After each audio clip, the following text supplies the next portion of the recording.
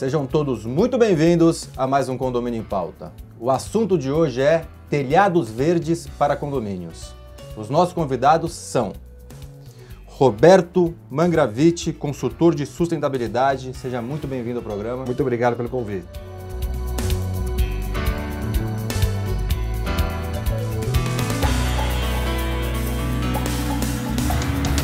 Síndico profissional, Alexandre Prandini, recorrente no programa, muito sucesso aqui como síndico na cidade de São Paulo. Seja novamente muito bem-vindo. Muito obrigado pelo convite, pelo tema.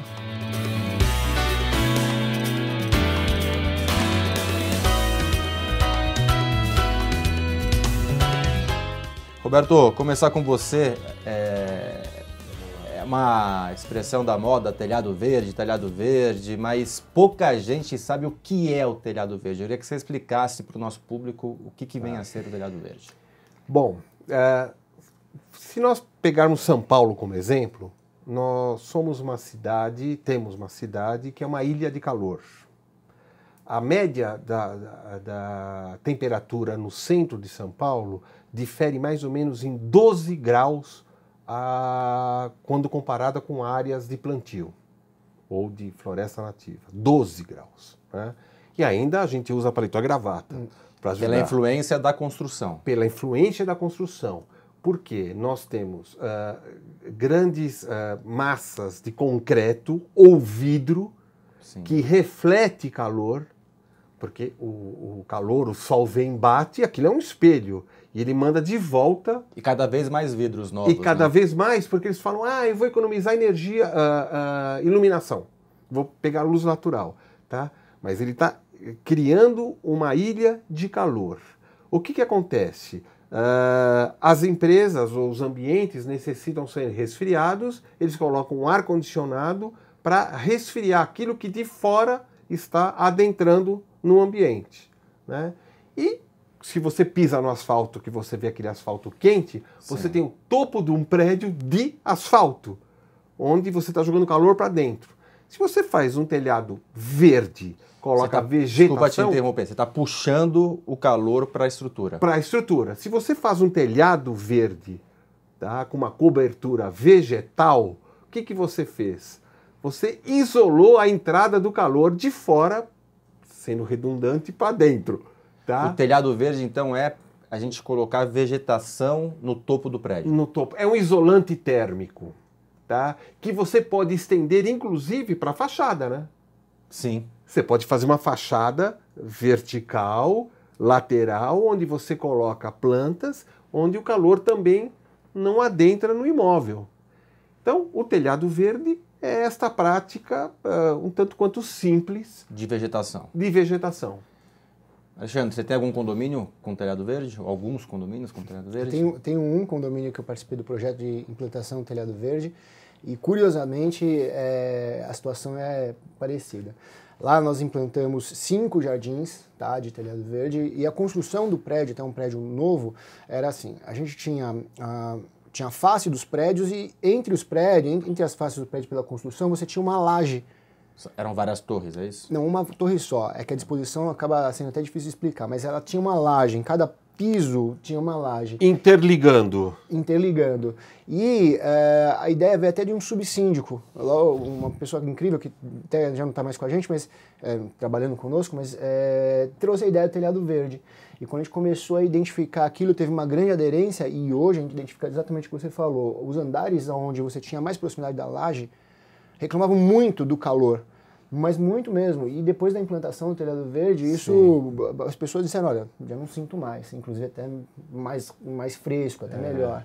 Ali a gente tem uma disposição grande de vegetação, também tem a preocupação com a irrigação, porque como eram áreas um pouco isoladas, a gente não conseguia levar o zelador para fazer, então já fez também um projeto de irrigação automático. Automático, com temporizador, que já vai jogando água. Com temporizador, com verificador de tempo, porque o que a gente colocou lá, ele vai até a internet, mede o tempo, identifica se vai chover e faz a irrigação conforme precisa. Vocês automatizaram? Automatizamos. E aí isso, inclusive, faz a gente economizar água, porque você é diferente de pegar o seu zelador e deixar ele regando. Agora, aplicar a água no tempo certo, no momento exato e pela quantidade certa de água é incrível. Deixa eu te interromper e fazer 2 perguntas antes de voltar para o Roberto. Primeiro, a conscientização dos moradores, foi difícil eles entenderem essa necessidade, essa cultura da necessidade desse telhado verde? Não foi difícil. O condomínio é um condomínio um pouco diferente, é um condomínio que fica na Bela Sintra, o público dali ele já era um público que teve uma aderência um pouco melhor.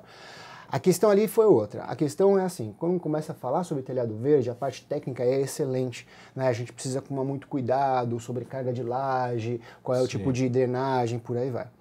Infiltração, eles se preocupam que vai entrar água dentro do apartamento Essa do cara. essa era a próxima pergunta. Não, é um projeto complexo a se apresentar a uma assembleia. Você precisa estudar muito para você realmente não ir para a assembleia desguarnecido de informação. Mas você trouxe um especialista para... Sim, eu trouxe um especialista, trouxe um engenheiro, enfim, a gente teve que consultar a consultora também, porque era um prédio que tinha sido implantado há 1 ano e meio, enfim. Sim. Mas o mais importante e o mais difícil foi qual é o tipo de planta. Porque aí você realmente, imagina, eu estou criando um jardim à beira da janela de uma pessoa. Sim. Que tipo de planta aquela pessoa quer olhar? Que tipo E aí, de planta ela quer? Roberto, infiltração, atrai bichos, porque as pessoas começam a levantar Viajam, né? diversos tipos de problemas. Vai ter aranha na minha casa. Queria que você falasse um pouco sobre isso. Vamos pensar no seguinte, imagine que tem uma manta asfáltica, tá? Aquilo, a princípio, está impermeabilizado adequadamente. Quando chove, né, aquilo é um caixote de água que você vai juntando água, Sim. ok?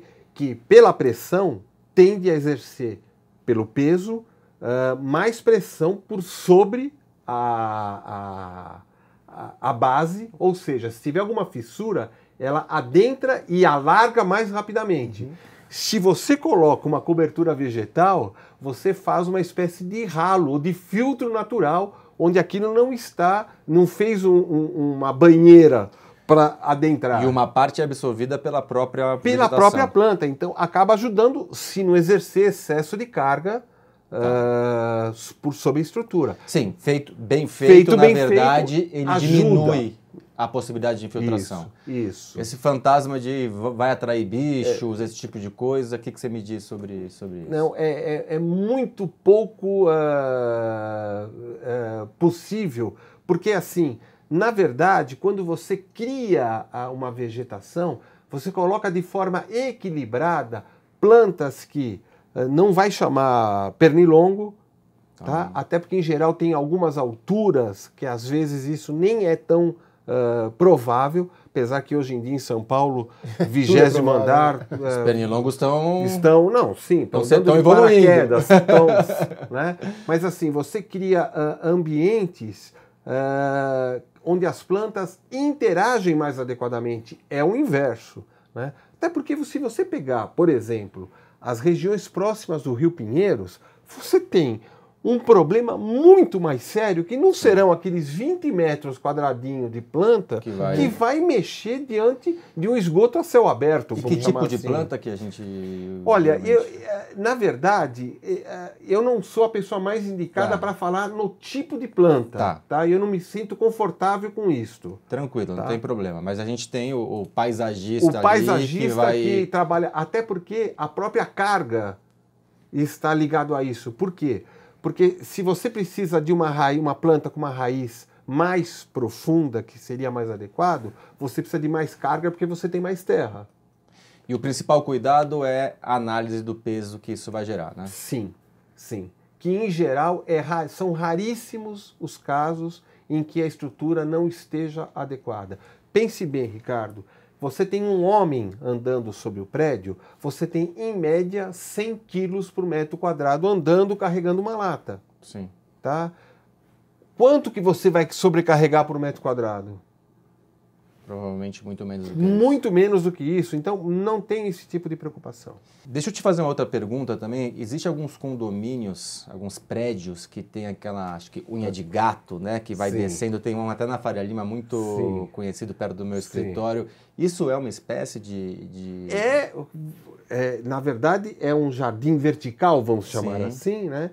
Que também traz a mesma, vamos dizer, vantagem térmica e acústica. Também acústico. Ah, sim, sem dúvida. Porque a planta absorve também o aspecto do ruído. Ah, não sabia. Né? Sim, também acústico. Então ele traz um bem-estar. E o que é interessante também é levar para o lado da... Você fez a pergunta para o Alexandre sobre a conscientização, Isso. né? Quando você gera esse tipo de ações, te facilita para o síndico chegar e falar, olha, a retirada de lixo é tal hora. Porque você começa a criar uma dinâmica de comunicação e de transformação do DNA, do perfil dos moradores. Quando vai realugar, o cara, não, é um prédio bacana. É um start da conscientização. É um né? start. Acho Você que começa a atrair pessoas que estão preocupadas com o todo e não com o umbigo. Você percebeu isso, a diferença nesse condomínio? Percebi. Uma coisa, só um detalhe aí. Paisagista, ele vai te ajudar em alguns pontos, mas no caso desse projeto eu procurei um engenheiro agrônomo. Sim. Exatamente para a gente não errar, porque tem uma grande chance de você errar, e aí foi até um condômino que levantou essa possibilidade, errar o tipo de espécie, né? Então, isso é importante. Agora, essa conscientização, ela acontece, e acontece realmente a partir do momento que você faz parte de uma sociedade onde tem essa preocupação. Acho que o melhor resumo é isso.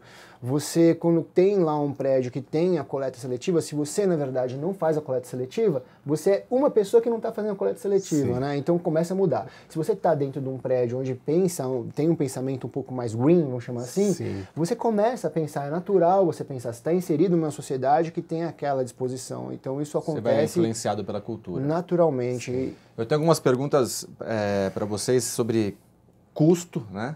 Investimento, manutenção, problemas que podem ser gerados, questão também de se pode ser feita uma parte do telhado em vez do telhado como um todo, Sim. se tem alguns tipos de telhado que não podem ser transformados em telhados verdes, mas vocês vão responder isso para mim no segundo bloco. Agora eu vou chamar um quadro que é o Síndico de Sucesso, olho na tela.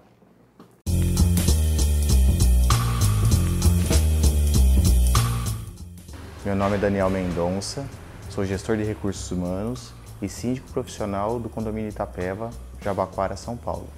Após assumir a gestão do condomínio onde eu moro, senti a necessidade de aprofundar meus conhecimentos na gestão desse condomínio. Foi aí que eu fui em busca de um curso que me trouxesse essa segurança, e isso me garantiu um segundo mandato desse condomínio. Para ganhar a confiança dos moradores e garantir um bom resultado na gestão, é primordial ter uma excelente qualificação. O curso, realizado em uma instituição renomada, assegura que as ações praticadas por esse profissional visam minimizar os riscos para o condomínio. Estou na segunda gestão do condomínio e aguardando o retorno de 2 propostas enviadas. O futuro é promissor, o mercado hoje está mudando sua visão. O síndico profissional deixa de ser uma despesa e passa a ser um investimento. E para ser bem-sucedido, o profissional tem que ser honesto, imparcial e ter uma equipe bem comprometida.